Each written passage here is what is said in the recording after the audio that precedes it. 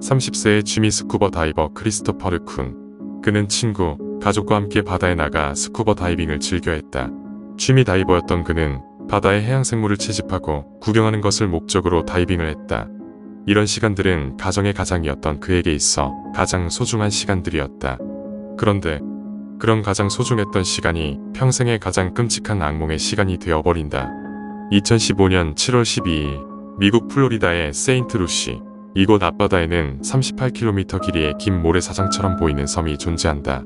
이곳은 허친슨 섬으로 불리며 평행사도다. 평행사도는 모래와 자갈 등이 퇴적되어 해안선을 따라 길게 늘어선 섬을 뜻한다. 바다로부터 육지를 보호하는 방파제 역할을 하기 때문에 베리어 아일랜드라고도 불린다. 모래사장과 비슷한 원리로 형성되지만 조수간만에 차가 적고 해저면의 경사가 완만하고 맑아서 취미로 다이빙을 즐기기에 적합했다. 이곳에서 크리스토퍼는 아침부터 다이빙 장비를 챙겨 해변으로 나갔고 평소와 같이 그의 고등학교 친구 로버트 블레이크, 아내 브리트니 라칸, 그의 아들 딸이 그의 곁에 있었다. 그들은 적절한 다이빙 장소를 찾기 위해 장비를 실은 보트를 타고 바다로 나아갔다. 이들의 목적은 바닷가재를 잡는 것이었고 그것이 주로 서식하는 큰 바위덩이들을 찾으려고 노력했다.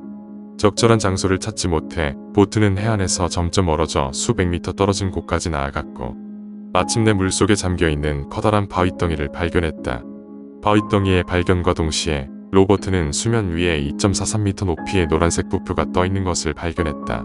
통상적으로 바다의 노란색 부표는 근처에 장애물이나 위험시설이 위치해 있어 멀리 떨어지라는 의미를 가진다. 경고문과 같은 텍스트를 붙여서 세부사항을 알리기도 했다. 이 부표도 마찬가지로 무언가를 알리는 글이 부착되어 있었다. 하지만 이들은 노란색 부표의 의미를 알지 못했고 직접 밑으로 내려가 확인하면 될 일이라며 대수롭지 않게 여겼다. 즉, 글의 내용을 확인하지 않았으며 그 위험성도 전혀 몰랐던 것이다. 이들에게는 그저 보트를 묶어놓기 좋은 구조물이었고 부표에 가까이 다가가 보트를 묶었다. 크리스토퍼와 로버트는 바다로 뛰어내렸다. 이때까지만 해도 평소에 늘 상하던 다이빙과 같이 별다른 징후는 없어 보였다. 두 남자는 바닷가재를 잡기 위해 주위를 살피며 계속해서 내려갔다. 그런데 수면으로부터 5m쯤 내려갔을 때 무언가 이상했다. 처음에는 바위덩이인 줄 알았던 형상이 내려가 보니 콘크리트로 이루어진 인공 구조물이었던 것이다. 크리스토퍼와 로버트는 수년 동안 함께 바다에서 다이빙을 해왔지만 수중 건물을 보는 것은 처음이었고 그래서 그들은 건물을 자세히 살펴보기로 결정한다. 살펴보던 중 로버트는 콘크리트 꼭대기에서 벽면과 천장 사이에 있는 틈을 발견했다. 이 틈은 구조물의 계구부였고 계구부 안쪽은 물고기나 쓰레기 등의 이물질들이 통과하지 못하도록 창살로 막혀 있었다. 크리스토퍼는 창살을 옆으로 잡아당겨 보았다. 창살은 힘없이 옆으로 미끄러졌고 계구부는 더 이상 이물질을 걸을 수 없는 상태가 되었다. 그 계구부는 성인 남성도 충분히 통과할 만한 크기였고 이때 크리스토퍼는 너무 흥분한 나머지 위험한 결정을 내렸다. 단순히 계구부에 고개를 넣어 내부를 살펴보는 것에 만족하지 않았고 로버트에게 안으로 들어가자고 한 것이다. 로버트는 이에 동의했고 크리스토퍼가 앞장서서 내부로 진입했다. 이들이 내부로 들어가자 약 440제곱미터 크기의 거대한 콘크리트 방이 있었다. 방 내부에 특별해 보이는 것은 아무것도 없었고 이에 실망하고 나가려던 순간 신기한 것을 발견했다. 방의 아래쪽에 4m 정도로 보이는 커다란 구멍을 발견한 것이다. 하지만 그 방의 윗부분에서는 구멍의 안쪽이 어두워서 살펴볼 수 없었고 때문에 크리스토퍼가 로버트 아래쪽에 위치한 상태로 더 깊고 어두운 곳으로 내려갔다. 내려가던 중 크리스토퍼는 갑자기 위에서 아래로 흐르는 완만한 물살을 느꼈다. 이때 그는 무언가 잘못됨을 깨달았고 내려가는 것을 멈추려고 시도했지만 물살이 느껴진 지 채 1초도 되지 않아 물살은 부자연스러울 정도로 강해졌다. 물살이 너무 강해서 일반적인 해류라고 생각할 수 없었다. 그는 안간힘을 써서 위를 향해 수영하려 했지만 자신이 거대한 구멍의 입구로 빨려 들어가는 것을 통제할 수가 없었다. 이때 로버트는 충분히 위에 있었기 때문에 물살에 느끼긴 했지만 영향을 받진 않았다. 순식간에 일어난 일이라 도와줄 수 있는 건 아무것도 없었고 곧바로 건물을 빠져나와 보트 위로 올라가서 브리트니에게 알렸다. 사고가 발생하기 전 그들이 무시했던 부표에는 사방으로 30m 이내로 접근하지 말 것을 경고하는 글이 써 있었다. 부표 밑에는 해저 파이프를 연결하는 3개의 벨로서티 캡이 있었다. 벨로서티 캡이란 물의 방향을 수직에서 수평으로 변경하며 파이프가 물체를 흡입하는 것을 방지하도록 설계된 장치다. 크리스토퍼는 이 장치를 오해한 후 내부로 들어가 해저 파이프로 빨려 들어간 것이다. 해당 파이프는 근처 세인트 루시 원자력 발전소로 향하는 폭 4.88m, 길이 403m의 해수 운반 파이프였다. 당시 파이프는 분당 200만 리터의 발전소 냉각에 사용할 바닷물을 빨아들이는 중이었다. 한편 크리스토퍼는 파이프 내부에서 엄청난 속도로 빨려 들어가는 중이었다. 휘몰아치는 바닷물에 몸을 통제하지 못하고 파이프 벽면에 이곳저곳에 부딪히며 떠내려갔다. 거센 물살로 인해 그의 다이빙 마스크와 레귤레이터의 마우스피스는 찢어지기 직전이었다.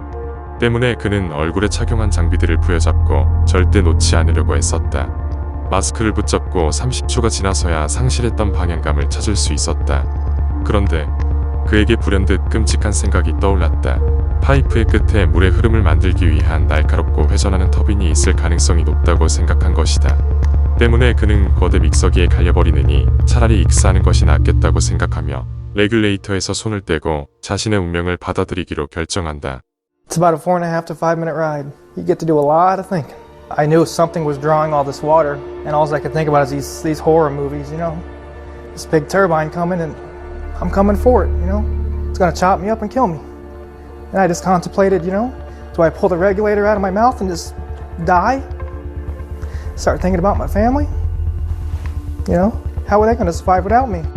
그 순간 그는 가장이 사라진 아내와 아이들을 생각했고 정체불명의 터널에서 폭풍과 맞서기로 결정한다. 그가 지옥과도 같은 곳에 떠내려간 지 5분쯤 지났을 때 멀리서 성냥의 불빛 같은 작은 점이 깜빡거리는 것을 보았다. 그는 터빈의 몸이 갈릴 것이라 생각했고 슬슬 마음의 준비를 했다.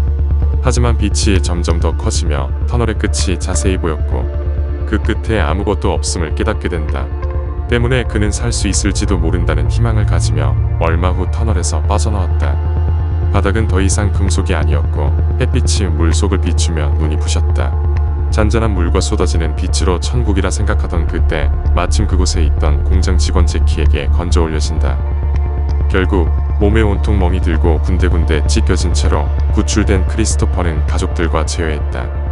크리스토퍼가 빨려 들어간 파이프에 터빈이 없음에도 그렇게 강한 물의 흐름을 만들 수 있었던 이유는 이랬다. 연결된 두 수역의 압력이 다를 때 더 높은 압력의 수역이 미친 힘으로 물은 더 낮은 압력의 수역으로 흐르게 된다. 즉, 특별한 장치 없이의 압력 차이에 의한 시스템으로 작동하는 파이프였던 것이다. 이때 파이프를 통과하는 압력을 델타 P, 수중차압이라고 부른다. 사람이 이러한 델타 P에 의해 흡인된다면 일반적인 방법으로 빠져나오는 것은 불가능하다.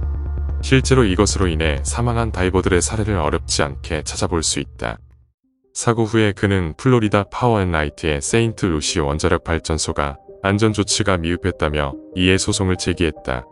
이에 대해 발전소 측은 발전소가 건설된 이래로 부표에는 항상 100피트 뒤로 물러나라는 문구가 적혀 있었다고 주장했다.